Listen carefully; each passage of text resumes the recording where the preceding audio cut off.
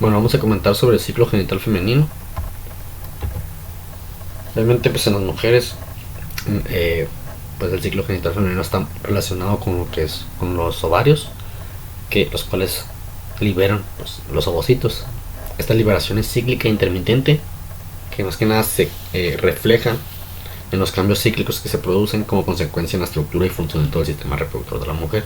Tales cambios dependen de dos ciclos que se encuentran relacionados entre sí, que es el ciclo ovárico y el ciclo uterino, también conocido como ciclo menstrual, los cuales en conjunto van a durar 28 días.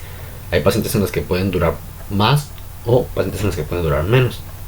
El ciclo menstrual está controlado por el ciclo ovárico a través de ciertas hormonas que van a ser producidas por los ovarios, como lo son los estrógenos y la progesterona. Ahora vamos a hablar sobre el ciclo ovárico. Como lo comenté, pues los ovarios van a producir ciertas hormonas sexuales y también lo que son pues los gametos, en este caso los ovocitos. De esas hormonas sexuales que produce, hay dos tipos de hormonas esteroides importantes, que son los estrógenos y la progesterona. En el plasma humano podemos aislar, o más bien se han aislado 6 estrógenos diferentes, pero solamente 3 se encuentran en cantidades importantes, que sería el 17 beta estradiol, la estrona y el estriol. En la mujer embarazada, el más abundante de todos estos es el 17 beta estradiol. El ciclo ovárico va a iniciar, el inicio de cada ciclo ovárico se va a considerar el primer día a partir de que inicia la menstruación, que es pues sería cuando inicia la mujer pues obviamente a arreglar, ¿no? A partir de este día empieza a aumentar de tamaño lo que son los folículos primordiales por la influencia de una hormona conocida como hormona folículo estimulante o FSH, que se secreta en la adenohipófisis. Estos folículos primordiales van a madurar posteriormente a folículos primarios y después a folículos secundarios, y normalmente solo uno de estos folículos secundarios va a continuar desarrollándose, mientras que los demás van a sufrir regresión. El número de folículos que se desarrollan está más que nada determinado por los niveles de FSH que se encuentran en sangre circulante. Dentro del ciclo ovárico tenemos diferentes fases. La primera fase, también conocida como fase folicular, va desde el día 1, que inicia, pues el día 1 sería el primer día de la menstruación, hasta el día 14 del ciclo. Aquí pues va a haber un desarrollo folicular, como se comentó, los folículos primordiales maduran a folículos primarios y después a folículos secundarios. Luego estos folículos secundarios aumentan de tamaño y llegan a ser lo que se conoce como folículo de Graf o folículo maduro, el cual está pues ya listo para descargar lo que es el óvulo. En esta primera fase, el folículo en desarrollo sintetiza y secreta el estrógeno 17 beta estradiol, y sus niveles plasmáticos van a ir aumentando progresivamente hasta alcanzar un pico máximo 2 días antes de la ovulación. El 17 beta estradiol va a ser el responsable también del desarrollo del endometrio en lo que es la fase proliferativa, pero del ciclo uterino, que se va a comentar adelante. Tenemos después de la fase folicular, tenemos la segunda fase, que es la ovulación. La ovulación va a ser cuando el folículo va a romperse y va a descargar el óvulo, y el proceso hasta aquí ha durado, o más bien dura 14 y 16 días desde que inicia lo que es la menstruación. El ovocito se va a liberar y va a ser atraído por las prolongaciones, o también conocidas fimbrias, de las trompas uterinas para que se introduzca en la trompa. Aquí en la trompa pues va a ser fecundado, o en el caso de que no sea fecundado, aún así va a ser transportado después hacia lo que es el útero. Los niveles altos de estrógenos hacen que la adenopófisis se vuelva más sensible a la acción de la hormona liberadora de gonadotropinas o GnRH, que es secretada por el hipotálamo en forma de pulsos cada 90 minutos. Ahora, cerca del día 14 del ciclo, la adenohipófisis va a responder a estos pulsos de GnRH y va a liberar la hormona folículo estimulante y la hormona luteinizante, que es la FSH y la LH. La LH va a ser la que va a causar la ruptura del folículo maduro y la expulsión tanto del ovocito como del líquido folicular, que esto se conoce como la ovulación. Generalmente la ovulación se produce 9 horas después del pico plasmático de LH, o sea, a partir del día 14, la adenohipófisis responde a estos pulsos, libera la LH, aumenta la LH, hay un pico y después se produce la ovulación.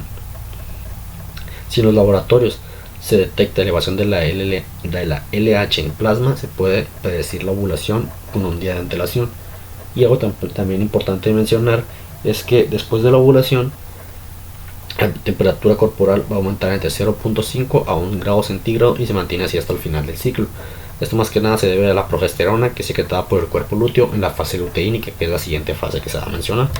A la tercera fase, la fase luteínica, que va del día 15 al día 28 del ciclo. Después de la ovulación, las células restantes del folículo forman lo que se conoce como cuerpo lúteo o cuerpo amarillo, bajo la influencia de la LH. El cuerpo lúteo va a sintetizar dos hormonas, el 17-beta-estradiol y la progesterona, que van a inducir la fase secretora del ciclo uterino. Esta fase secretora pues se caracteriza porque es la preparación del endometrio para que se implante el óvulo fecundado, si es que llegara a ser fecundado obviamente por un espermatozoide. En el caso de que haya una fecundación, pues el endometrio va a requerir este soporte hormonal del 17-beta-estradiol y de la progesterona para permanecer en esa fase secretora. Por lo tanto, el cuerpo lúteo se va a transformar en cuerpo lúteo gestacional y va a permitir que persista esta secreción hormonal hasta lo que es el tercer mes de embarazo, conservando su función secretora. En el caso de que no haya fecundación, pues el cuerpo lúteo va a degenerar hacia el final del ciclo uterino y se va a atrofiar, quedando una cicatriz.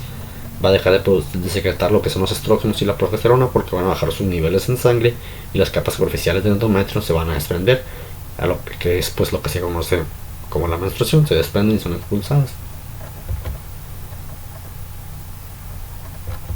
Ahora tenemos el ciclo uterino o ciclo menstrual.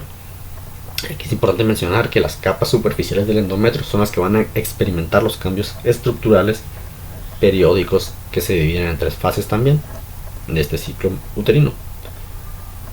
La primera fase, o también conocida como fase menstrual, igual va del día 1 al día 4 del ciclo. Aquí en esta fase es cuando se expulsan las capas superficiales o también conocidas como capas funcionales del endometrio, que son la capa esponjosa y la capa compacta. Van a ser expulsados por la vagina, que es la menstruación, debido a una disminución en los niveles plasmáticos de estrógenos y progesterona por la atrofia del cuerpo lúteo en el ovario. Se atrofia el cuerpo lúteo porque no hubo una fecundación, por lo tanto deja de secretar estrógenos y progesterona y pues obviamente ya se expulsan lo que son las capas funcionales del endometrio. El flujo menstrual generalmente va de 50 a 150 mililitros de sangre, de líquido, está conformado por sangre, líquido intersticial, moco y células epiteliales que se desprenden del endometrio. Hay algunas otras bibliografías que mencionan que es de 10 a 80 mililitros. Entonces, más o menos es eso, ¿no? Y bueno, la menstruación pues va a durar generalmente 4 días, más o menos 2 días, o sea, puede ir entre los 2 hasta los 6 días. Después de la primera fase menstrual, de la primera fase que se conoce como fase menstrual, tenemos la segunda fase o fase proliferativa. Esta va del día 5 al 14 del ciclo y va a coincidir con la fase folicular del ciclo ovárico. Aquí las células endometriales se empiezan a multiplicar y empieza lo que es la reparación después de lo que fue la menstruación, ¿no? De toda la destrucción, de todo el desprendimiento de las capas superficiales que se presentó en la primera fase del ciclo menstrual.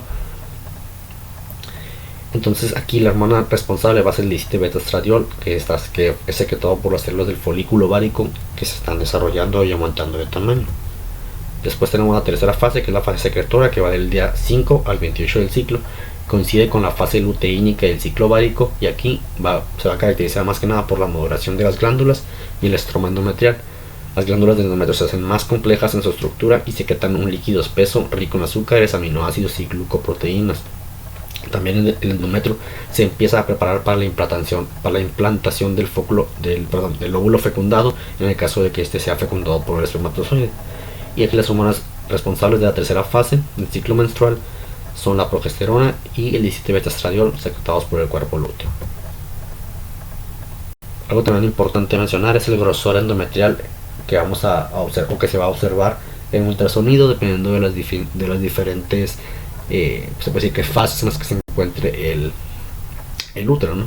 Si está en la fase menstrual o en la etapa menstrual, el útero más bien el grosor endometrial va a ser de aproximadamente 2 a 4 milímetros. En la fase proliferativa va a ser de 5 a 11 milímetros y en la fase secretora de 7 puede llegar hasta los 16 milímetros. En el caso de las pacientes posmenopáusicas, el grosor endometrial debe medir menos de lo normal. Esto más que nada, pues obviamente por los cambios hormonales que presentan. Y también es importante, pues, que se mencione las hormonas que van a participar en el ciclo sexual femenino. Aquí, pues, estas van a ser hormonas secretadas por lo que son las estructuras como el hipotálamo, la hipófisis, los ovarios. Tenemos que la hipófisis anterior, también conocida como adenohipófisis, va a secretar las gonadotropinas, que van a ser, pues, hormonas proteicas importantes para la función reproductora, obviamente de la mujer, y van a actuar sobre las gónadas o glándulas sexuales, ya sea testículos en los hombres o ovarios en las mujeres. Van a ser la FSH y la LH. La FSH va a llegar por la sangre hasta los ovarios y va a provocar lo que es el crecimiento de los folículos ováricos, como ya se mencionó, antes de que, pues, ocurra lo que es la ovulación. Y también se va a encargar, pues, de la secreción de estrógenos por el folículo que se está desarrollando. La hormona luteinizante provoca la ruptura de ese folículo ya maduro, el folículo de Graf, y permite, pues, lo que es la ovulación, así como la secreción de estrógenos y progesterona por el cuerpo lúteo, que, pues, es la estructura en que se ha transformado el folículo una vez que se expulsa, pues, ese ovocito, ¿no? También otra importante hormona que se tiene que mencionar es la inhibina, que es secretada por células de la granulosa, y esta, pues, regula la expresión de la FSH. También la secreción de gonadotropinas depende a su vez de lo que es el hipotálamo, lo que explica el que los ciclos y la fertilidad de la mujer pueden ser profundamente afectados por las emociones. El hipotálamo sintetiza y secreta la hormona liberadora de gonadotropinas o GnRH, como ya se comentó, en forma de pulsos cada 90 minutos, y es la responsable de la secreción de tanto la FSH como la LH por la adenohipófisis. También, pues, obviamente los ovarios producen los estrógenos y la progesterona.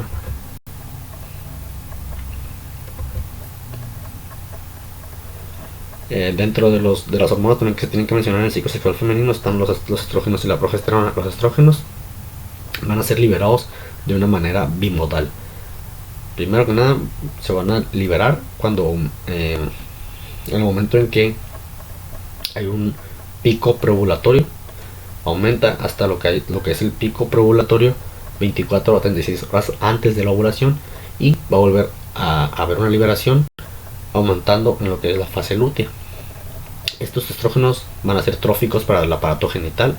A nivel local inducen lo que es la síntesis y expresión de receptores de FSH, y, pues, niveles bajos y moderados van a inhibir a la FSH, y los niveles altos van a tener un efecto gatillo, disparando la producción de LH. Proceden de la aromatización de los andrógenos en la granulosa y también se producen en el cuerpo lúteo. Y, pues, el estrógeno más importante es el 17-beta estradiol. Ahora, los progestágenos se van a liberar de una manera unimodal. Estos van a aumentar en la fase secretora, alcanzando el nivel máximo 8 días tras el pico de LH. Se fabrican en el cuerpo lúteo, y su principal objetivo o misión va a ser la maduración del endometrio en la fase secretora, y también van a producir ciertas modificaciones en lo que es el aparato genital para, pues, preparar a la mujer para la gestación. Es por eso que se conocen como progestágenos. Bueno, aquí tenemos algunas de las funciones de los progestágenos y de los estrógenos. Los progestágenos, como se comentó, propagan las mamas para la lactancia, deprimen la excitabilidad de las figuras miometriales, puesto que las contracciones uterinas impedirían obviamente la gestación, relajan el músculo isodigestivo y ureteral. También elevan el metabolismo y la temperatura corporal, como se había comentado, hasta el día 14 la temperatura es aproximadamente menor a 36.9 grados centígrados, y a partir de la ovulación aumenta a más de 37 grados centígrados debido a la progesterona. También disminuyen el moco cervical y su contenido en ácido sálico, aumentando su viscosidad. A favorecer que el moco sea escaso y viscoso, pues obviamente va a dificultar el paso de nuevos espermatozoides.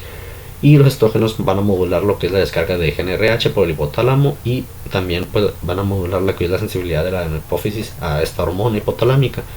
Van a desarrollar los órganos genitales femeninos, van a ser responsables de la morfología femenina, van a desarrollar las glándulas mamarias, reducen también niveles de colesterol en plasma, no tanto relacionado con lo que es el embarazo, disminuyendo obviamente el riesgo de infarto del miocardio en mujeres premenopáusicas con respecto al hombre, y en mujeres menopáusicas, y también, pues, reducen la fragilidad capilar. Otras hormonas importantes de mencionar en el ciclo sexual femenino son los andrógenos.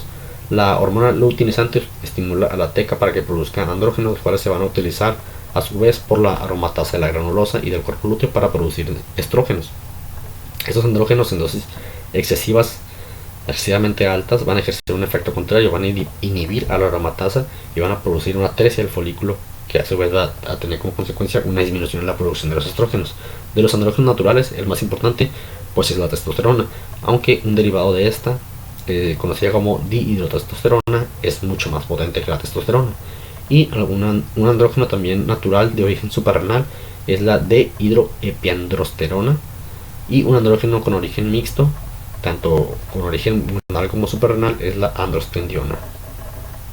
Entonces tenemos de los andrógenos la testosterona, la dihidrotestosterona, la dehidroepiandrosterona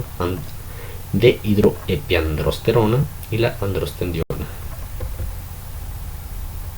Ahora, tenemos una teoría que se conoce como la teoría de las dos células, que establece que las células tanto de la teca interna como de la granulosa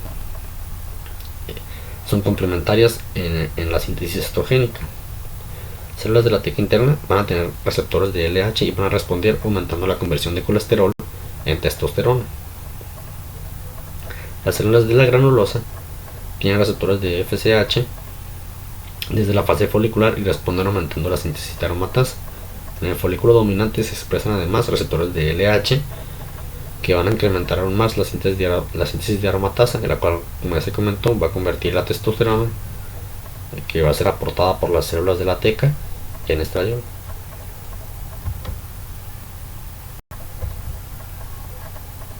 Y por último, pues se tienen que mencionar ciertas anormalidades del ciclo genital femenino, como lo son pues anormalidades en lo que es la periodicidad, la duración y la cantidad. En el caso de la periodicidad tenemos la proyomenorrea, que es cuando hay un acortamiento en el intervalo menstrual, o sea, la mujer va a arreglar más frecuentemente. Y la opsomenorrea es cuando los ciclos son mucho más largos, o sea, la mujer va a menstruar menos frecuentemente porque sus ciclos son más largos, y en la proyomenorrea los ciclos son menos largos, más cortos, y van a arreglar más frecuentemente.